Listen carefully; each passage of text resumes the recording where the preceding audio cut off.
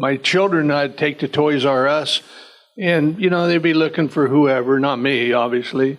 But then all of a sudden they come across, Dad, come here. You're an action figure, So I was their hero when I became an action figure.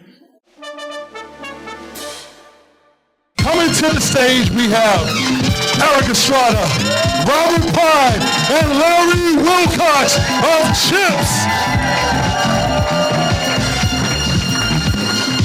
I got some trivia for you. I got some trivia. You know, we never drew our guns.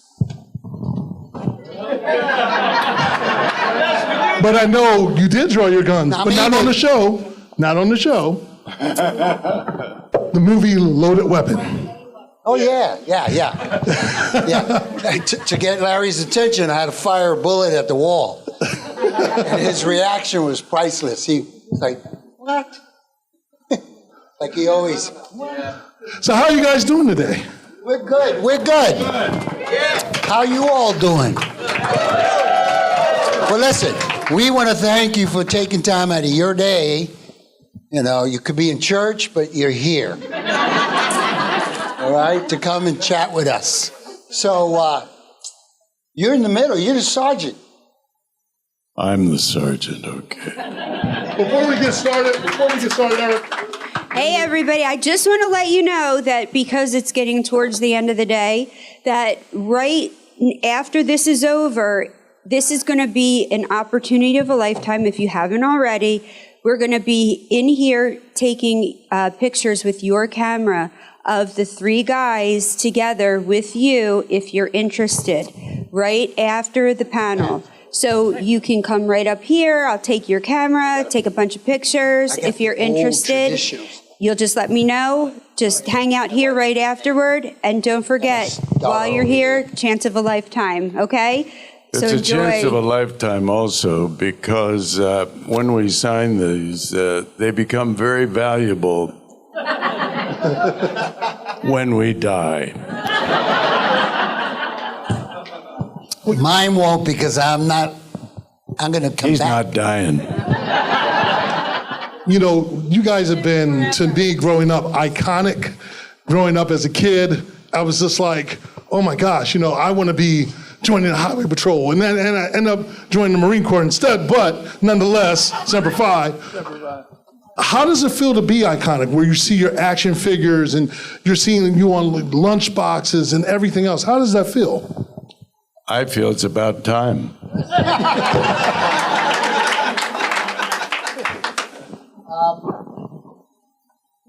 What happened to me the first time it's here?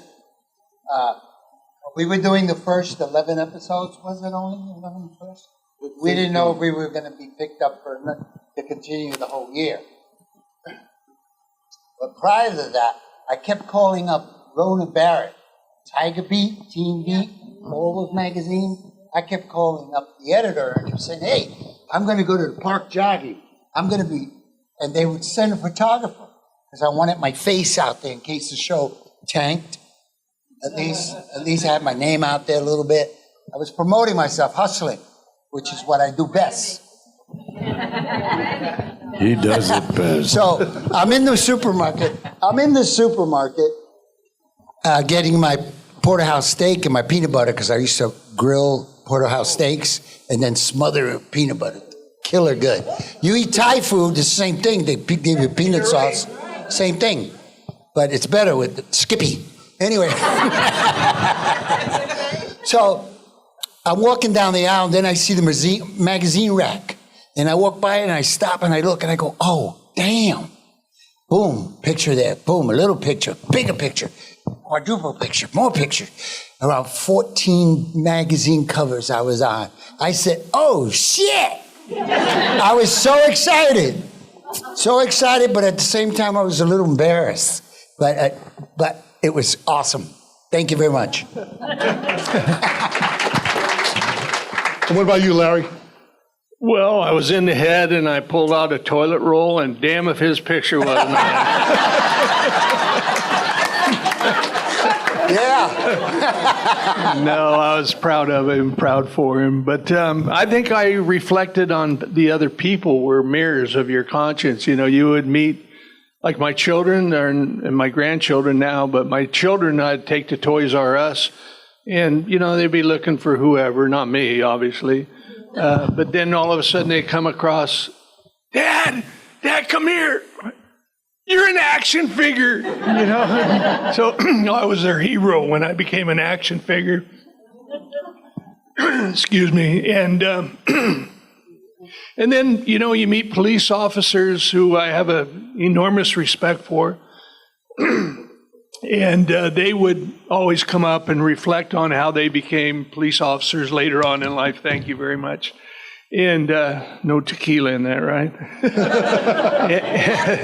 And you know, it's great to see that it was a positive image for police, in my opinion, the people that are trying to keep us safe and our families safe. And then the third thing is that I was in the Marine Corps in Vietnam, and you know, Marine Corps always gives me a special pride of being in the elite group of men that wanted to be the best and as far as elite warriors, and served our country and saved our country in many respects. And so every time I meet a veteran or a military guy, it's surreal to me that they're still impressed with CHiPs, and they don't know how impressed I am with them. So God bless them.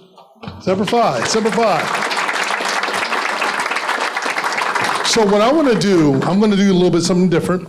I'm going to have the audience, this is your opportunity of a lifetime, not only about the pictures, but I want all of you who always wanted to ask questions, this is your opportunity to ask questions. So we're going to start from one row, we're going to work our way down. First row, we're going to start. First person I see, top hat, first. Go for it.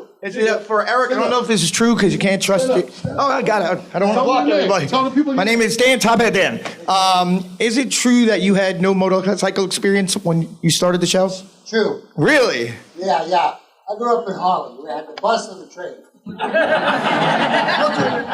This boy over here, he had horses. He grew up in Wyoming. He had horses. He had mountain bikes, right? Bikes. Yeah. I had cockroaches and rats in Harlem. Yeah. I say I'm from Brooklyn, so I know. Okay. Gentleman here, because he's like this. You might as well stay out there. Oh, yeah. Actually, we can hear you if you just yell. Hey guys, thanks for coming out.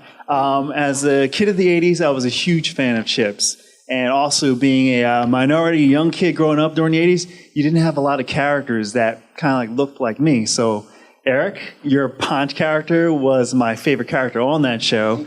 My question is, was the character written that way, or was it kind of like, did it change? No, the character was Francis Frank Poncherello, Italian-American. When I signed the deal to do the series, I told Rick Ross, and I said, hey, we got to change one thing.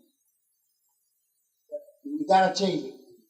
They give me that look, the executives always give me that look. Well, this guy's going to be a real pain in the butt. I said, no, don't look at me that way.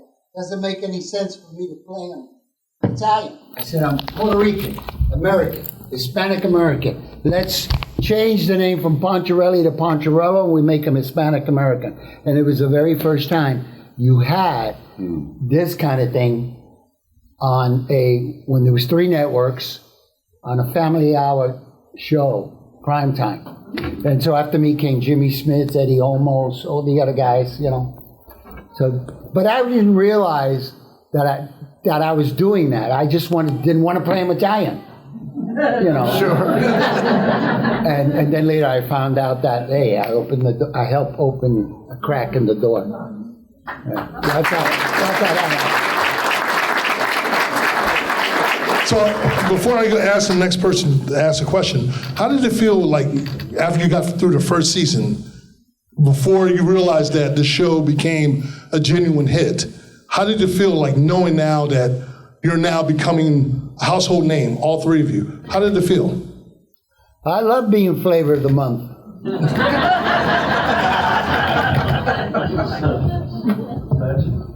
You have to be very grateful if you're an actor in Hollywood to be on a show.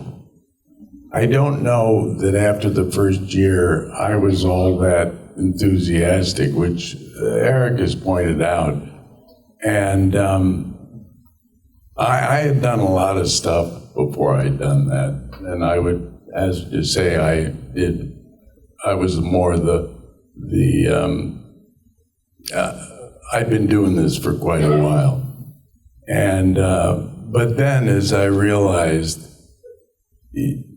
when you get a series that lasts on television, you have to be very, very grateful for that opportunity. I mean, it brings us here. And not everybody gets that opportunity. So I changed my tune, you know, I did 180 pretty quick. And I'm very grateful that I had that opportunity to meet these guys. And we had great fun. We had a great cast. The other guys were a lot of fun. And we still keep in touch with them. And anyway, that would be my experience. And what about for you, Larry? Well, the first year was just fun, you know, riding motorcycles, making good money with pretty girls. And, but Ponch took them all, so. I gave some away. Yeah, he gave me a couple. But, you know, it was a job, and as an actor, I don't know, I always felt insecure about future longevity, income. Are you going to be able to do this? Because when you're not doing something, don't be acting like a movie star, because you're having a hard time. And you got to be available to go on interviews and, you know, callbacks and all that stuff. So in some respects, you're high and you're low. You're high and you're low. You can act like you're Mr. Gazillionaire, but it's tough. And so it always haunted me the way I grew up in Wyoming. But Erik and I were doing a personal appearance at one point in time. I don't know if it was the first year or the second year. I think it was the second year in New York City. Wyoming, hick, you know, Marine Corps in New York City. I was like really out of place. But so he took me all over. He took me to all the hot spots. We went and had fried bananas at the Puerto Rican place, and we went to some really neat places. And next thing I know, he's cutting us in line because we're going to Studio 54. And oh my God, it was. I had to relax. Yeah. We were relaxing. Woo. And two boys at the candy store, so we had a good time. But we went and signed autographs at the car show. And they said, yeah, when you sign these autographs, you charge money for an autograph. Really? You charge money? It's kind of embarrassing. They said, no, you charge money, put the money in the cigar boxes next to you. And so anyway, to make a long story short, we did this car show, and Erik and I are sitting there signing our names as fast as we could. That's all they wanted, just your name, right? And people were outside the building in a winter storm, blowing like heck, wrapped around the building to come to see the two CHiPs guys. I'm like, what? Really? And so we're signing autographs. We make a fortune, all the cash. They give us all that cash to stuff in our pockets later on. We gave us $10,000 a day to do an appearance. We're two young guys that's having the time of our life, right? What are we going to spend this on tonight at Studio 54, right? And I look over at my buddy Ponch, and then I realize, yes, something's wrong here. What do you mean? He's kissing, French kissing, every girl that comes in. I'm saying, the dude's a star. Look at this. This is crazy crap. So we had a good time. You know, I'd like to add one thing, because these guys would go out in the beginning every weekend, and they'd be going to a different city advertising this stuff, right? And and then as time went on, they'd get these big sacks of fan mail. And I'm thinking, so I went to at MGM where we did it, to the office that handled all this. I said, you know, where's my fan mail? And they looked at one another and said, well, Robert, you haven't gotten any. Well, that was a real wake-up call. You gotta harness your ego and keep it in the right place. You know, when I first thought we got them, was every time we went out of town to knock out a car show, whether it was Canton, Ohio, New York, the one I was proud of was Columbus Circle, because I used to shine shoes there when I was 11, 12, and 13. And we appeared at the Coliseum right there, Columbus Circle. That's when we were in New York. But we knew we had them. I'm always looking, you know, trying to look through the door for the next doorknob. Yeah. When the fire marshal would come in and cut the line and say, you got too many people in the building. And we're in these huge convention centers with, you know, where the cars, and we're appearing there. That's when I knew, hey, we got something here. When the fire marshal has to come in and cut the line, people are wrapped around outside the building. That's success. That was great. So I got a fellow officer here that wants to ask you a question. I was just trying to see if you guys wanted to come back to work or. No, really, I hated the show. It was terrible, and I just clearly I'm a fan. You guys were awesome.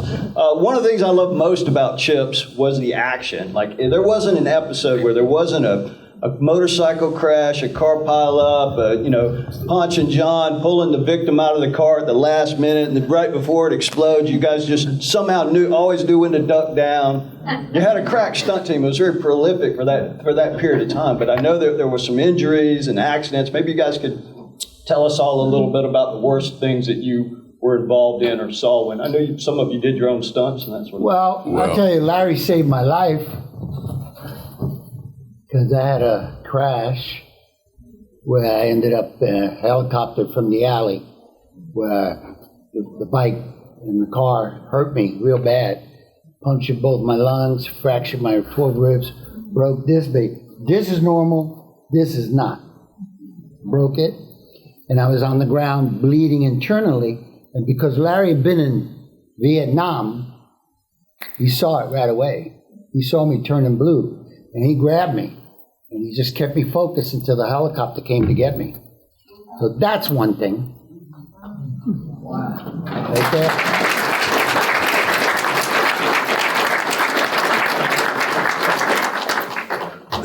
Go ahead. Okay. Well, talking about the stunts were, you know, they were a star of our show alone. The guy by the name of Paul Knuckles was the guy who put it together. And it was fun. On every episode, we had either a chase or a crash. There were three of those, whatever they were. And he'd bring his little briefcase. You open the briefcase, there were little cars in there and little stuff, and he'd show the photographer what the guy what he was going to film and everything. And the thing about there are two things we didn't do. We didn't draw our guns, and when there was a crash, you had to see everybody in the car move so they knew they weren't dead, because this was a family show. But those, I noticed that is after CHiPs and everything, that when they did a movie, all of a sudden these crashes were much bigger than they used to be, because they had to be better than a TV show. Yeah. Oh, you know, the interesting thing back in our day was the stunts were real. There's no CGI. So it was, excuse my term, badass. And sometimes we'd hit pedestrians, you know, with a car and flip the guy up. I remember this one guy, blonde-haired, good-looking stuntman, come down head first and break the windshield with his head. And, you know, stuntmen, kind of like actors with a bigger ego of sort. Yeah, hey, Joe, are you okay? Yeah, I'll be okay. You know, they'd hang out at this little bar across from Warner Brothers afterwards and nurse their injuries. So the stunts were significant. When the CHiPs 99, when we did the reunion on the BMWs, and three of us had a great time, and great to be back together again. And I did a fight scene on a bus, and real quickly they said, would you do the fight scene? And, you know, you'll be fighting for, like, we'll go 30 miles an hour, you'll be standing on the bus. I said, sure, I'll do that, right? The Marine in me said, yeah, you can do it. The little kid in me says, oh, don't do it, dude, you're going to get hurt. And so I asked them to hook me off on a cable in case I fell off, because I don't mind dangling on the wire cable going 30 miles an hour, but I don't want to hit the ground, right? No. So I fell off and dangled to see how far I'd be from the pavement. And, you know, I was 3 feet or so I could do that. So I did the fight sequence multiple times to cut, so I don't bore you with my story. And then they said, this is the one thing they say in, like an alcoholic, you know, don't get that one more drink. Don't go one more time with a stunt. I know. Because you scout this area from A to B, but one more, maybe you'll just go B to C. No, you haven't scouted that area. You don't know what's down there. There's a curve, a coyote, a tree, or whatever. And sure enough, a low-hanging oak tree took the cameraman's head almost off. He hit it, but took the camera out. And I was doing this fight sequence. For whatever reason, fell. I didn't fall in any of them before, but I fell. It would have taken me out.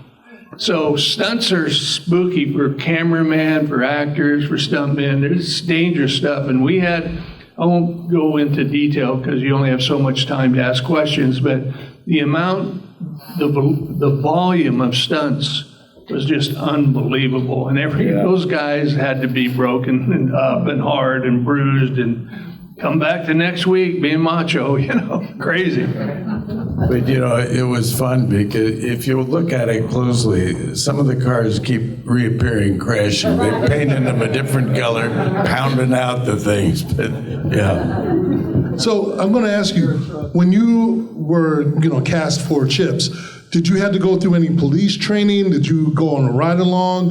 What was that experience like for all three of you? Not really. We did some in my case, I remember going on ride-alongs with the CHP. It was kind of boring, to be honest with you. You basically see a DUI here and there, but, you know, watching people weave in between the lanes. But nothing really like you see with LAPD or, you know, cops and different organizations. CHP's changed recently, so it does more than just safety and ticketing. You know, they used to be called AAA with a badge. But they do a lot more now, so it's pretty impressive the breadth of stuff they're expected to do and the technology they use today. We did go through motor training though, and we all three of us will have their own story, so I won't steal their stories, but you know, I rode motorcycles before and after CHiPs. Recently rode in a parade. My wife says, are you really going to do that? You haven't ridden 30 years on a motorcycle. You're going to make an ass of yourself in the parade, you know, if you wreck, right?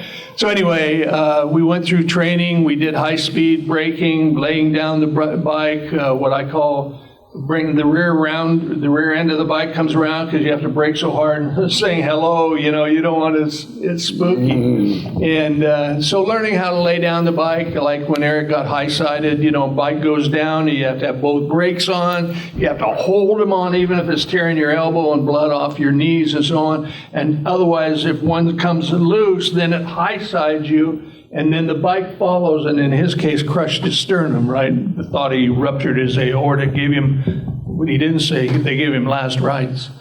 So it was a serious, serious accident. So we learned a lot in motorcycle training.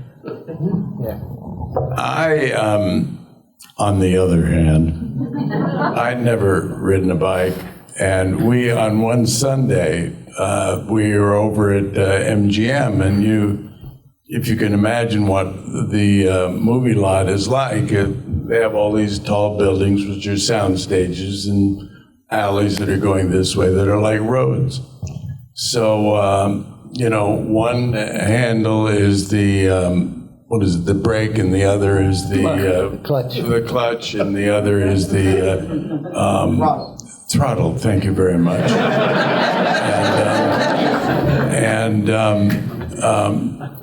So I'm going this thing. I'm riding the bike, and I come up to you. You have to go right or left, because if you go straight, you hit a wall.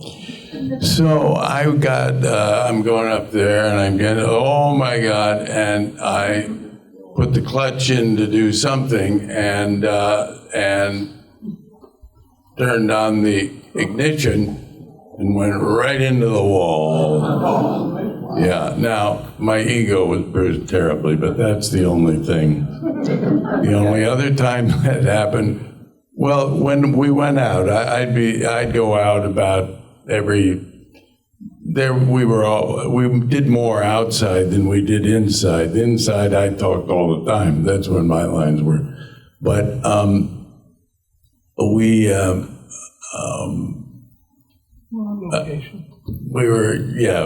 were on, what the hell was I going to say? This is age. I don't recommend it if you can avoid it. Anyway, when I had to ride into a scene, riding in, pretty easy. Riding out, they would clear everybody away. Because as soon as I was off camera, it looked something like this. Here's the camera, and I go off like this, and then I fell over. As a matter of fact, at the end of the first year, because they were filming, and I didn't make the turn right, and I went down. And what you do with the bikes is you go this way and then bring them up.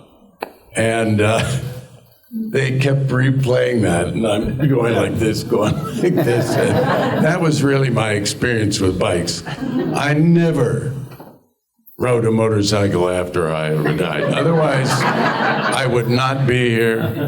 It would be, I would have been deceased. Anyway.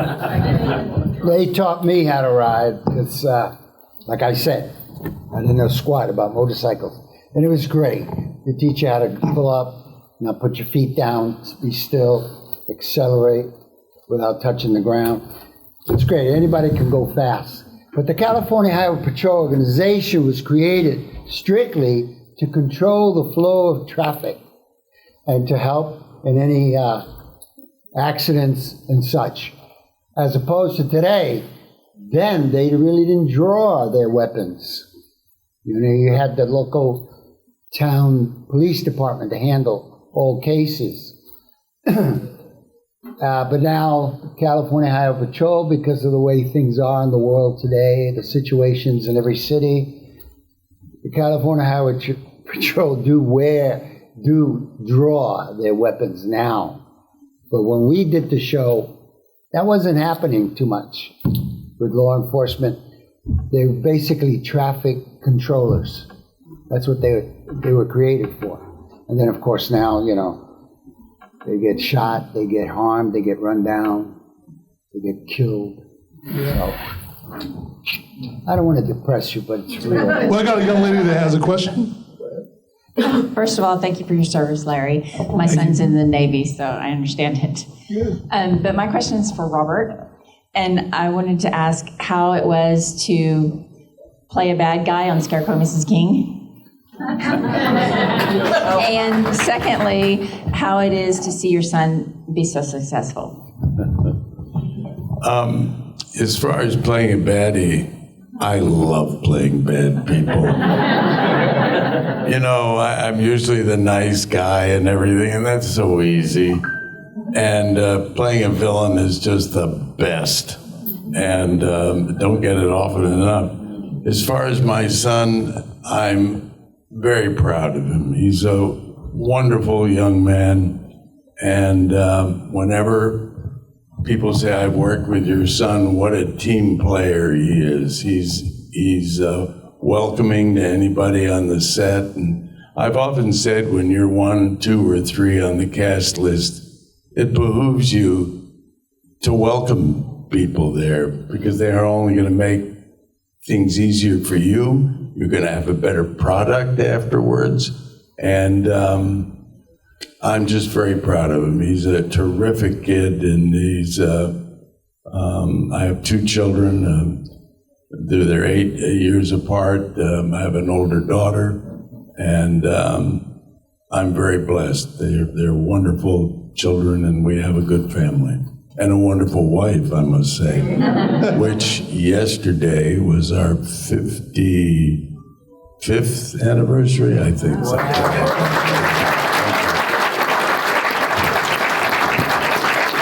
right, congratulations. We're going to take 2 more questions. So, this young lady, she's been like, I want to ask. Go ahead, stand up, tell them your name. And go ahead. My name is Antoinette. And first of all, I love your guys' show. My question is, when you had the episode with Puff and stuff, how long did it take you to get through that episode? How many takes, or? Well, we pull him over, and then Larry, I was excited. Hey, that's my character. But Larry knows the law.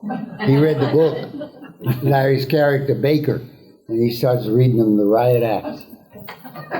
It was one day. We shot that in one day. Not the whole day, but a good 2 hours, 3 hours of the day, because we have to, do the drive up, the pull out, the pull in, right. And then the dialogue, cameras here, there, move the camera over here, over here, over here, over here.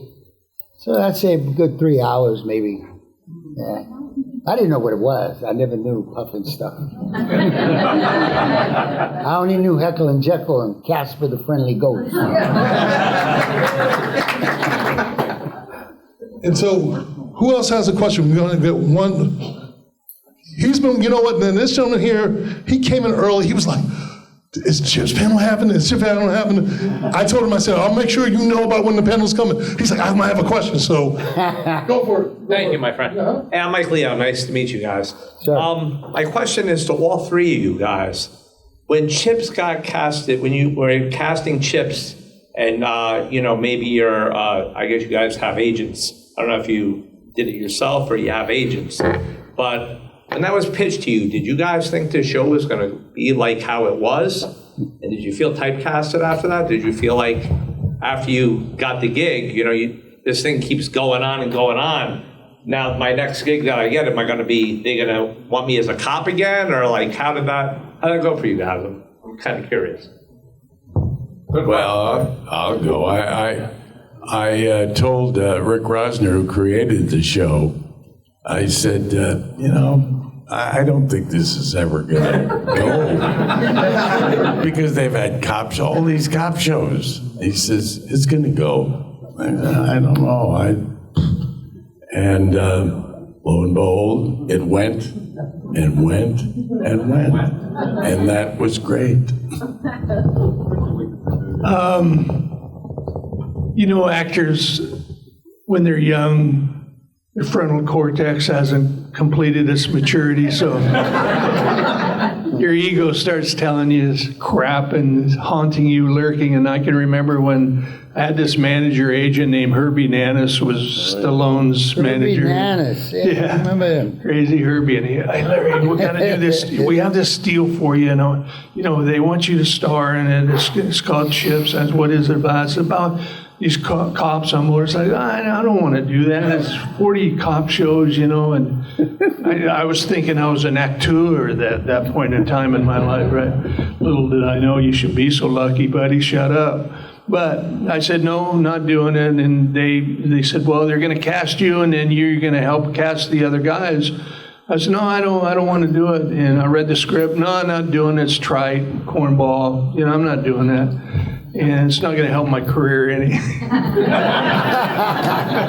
And so next thing, they say, well, we'll pay you X. And no, I want Y. And so we'll pay you X plus Y. Okay. And can I get Z? Yeah, you can get Z. And you begin the negotiation like a professional prostitute, and you finally commit, right? And so once I committed, then I got to read with Erik. I don't remember. I don't think I read with you, Robert. Yeah, I read with Erik and some other actors, and then they cast Erik. And all through the time that we were doing originally episodes of Chips, to be honest with you, I was really dubious, really doubtful that I had made the right choice.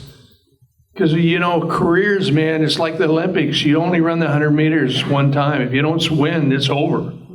And sometimes you get lucky and get a thing here and there, or you get a one line here, 2 lines there, and it's awful. So I just kept saying, you got to get out of this thing. Yeah. And so then I went and formed my production company, and then I started directing. So I directed some of the episodes on CHiPs. And then I realized that's not any better than acting. You know, you're the flavor of the month this week, but you may not be. You piss somebody off and they don't want you there anymore, right? And you got to deal with actors and egos and how am I going to do this, right? And then I started producing, and I started producing the Ray Bradbury Theater, and I made the Death of a Playmate, the Dorothy Stratton story I produced, and I was negotiating at midnight and getting deals here and there right before I lost my job. And all of a sudden, about second year in CHiPs, I realized, what a lucky dude I was. Thank you. To understand your question, Yes, sir. the question is, after CHiPs, were we typecast, and how do we feel about that? Yeah, not only that, but did you think it was going to go anywhere? Which these guys said, which I hear a lot of people say, oh, this ain't going to go anywhere. This is crazy. I don't even want to do this. You read the thing, you know, it doesn't make any sense. Everybody has their priorities, and they have their own. Everyone here has a story, all right? Yes, sir. About your life, whatever, love, loss, illness, whatever. My trip was, I wanted to be a New York cop, all right? I grew up in Spanish Harlem. I wanted to be a cop because my mother dated a cop after she fired my father because he was stuck on the needle, right? Right. But at 17, there was a pretty girl named Christine Laporte. Really fine, man. The last year of high school. I wanted to meet her. She'd never come out of the building. So I said, I'm going to follow her because I know I saw her in the hallway. I followed her one day after a period. She was going to drama club. This is the reason I'm telling you this, because I want to Lead up to it, yeah. It'll answer your question. Yes, but it's before CHiPs. All right? And I almost didn't get CHiPs, but I'm going to get to that. So I said, man, I grew up in the streets of Harlem. I can act. Just learn the lines and walk in there with attitude and do it. And get in. And I did get in. And then I got bit by the acting bug. And that's why I'm an actor now, you know, at 17. But I had to tell Mom, Ma, you got to live in the projects a little longer. I can't get you out, Ma. I want to be an actor. No, mijo, no, please, no. She lost her cookies for weeks. So I said, Mom, look, I'll make a deal with you. If I can't make any money at this thing, I'll come back, be eligible to go to Albany to be a cop. 32 years old was the cutoff date. But I told her 30 because I was giving myself a window, just in case. At 27, I got lucky and I got this job. It's a job. For me, it's a job. Acting was a job. But I wanted to be a cop anyway, so it was easy to play one. And I didn't make up Ponch. I played me. I didn't make them up. I played who I was, just with their lines and all the technical jargon you had to learn. So now the reason I'm saying this is because up till then, I almost didn't get CHiPs because I was the stereotypical Latino with the gun, the knife, the brick, the pimp, the badass in every episodic show you can think of. I shoot a priest in Hawaii Five-0. I'm a heroin addict in Mannix. I burned a building in Kojak. I'm in jail with Beretta. I smacked the crap out of my manager, who was played by Cesar Romero in a medical center because I was an arrogant tennis player. I remember that. Anyway, so I always played the bad guys. So when it came time to read with Larry, I remember that I screwed up somewhere in my read, and I was really upset and angry at myself. And Rick Rosner saw that. He said, oh, that's Ponch. He'll step in it and then read the book. You know what I mean? That's part of that's why we work so well, you know. He made my character shine, you know, because she was, hey, you know. So it came time, there was so many people up for the role. And then it came down to 5 dudes and then 2 dudes, me and this other guy. Remember the guy who was an Italian blonde Yeah, hair, yeah. Nastasio or some weird Nicholas Right. pizzeria or some. Anyway, so NBC had to make the choice with the creator of the show's choices for the role of Poncherello, right? Which I changed to Poncherello. Anyway, they said, "Oh, Estrada, yeah, he plays all these bad roles and bad guys." They didn't see me as a good guy. They didn't see me as anything as a bad guy. Stereotypical until then. For years, that's what I did. Episodic television. Joe Forrest, Police Woman, Police Story, all that stuff. So Rick Rosner said, well, let's put him in a uniform, sit him on a bike, and let him talk. And then he presented that film to the people to say yes, and then all they saw was, hey, it's a cop, it's a good guy, he's sitting on a bike. You know what I mean? So, no, I don't care about being stereotyped, because I tell you what, I'm a real cop today. So I went back to what I wanted to be when I was 4. I like that answer.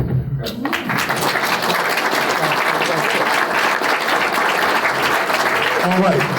First off, let's give these gentlemen a round of applause for infecting our childhoods and Erik Estrada, Robbie Pye, Larry Wilcox. Let's give them a big round of applause, ladies and gentlemen. We want to thank you for coming out to RetroCon and blessing us, being able to live our childhood fantasies, being able to meet you and talk with you. Hi, this is Cal Dodd, and you are watching Fandom Spotlight, which is the best channel on YouTube named Fandom Spotlight. So, good job. Have fun and follow your fandom.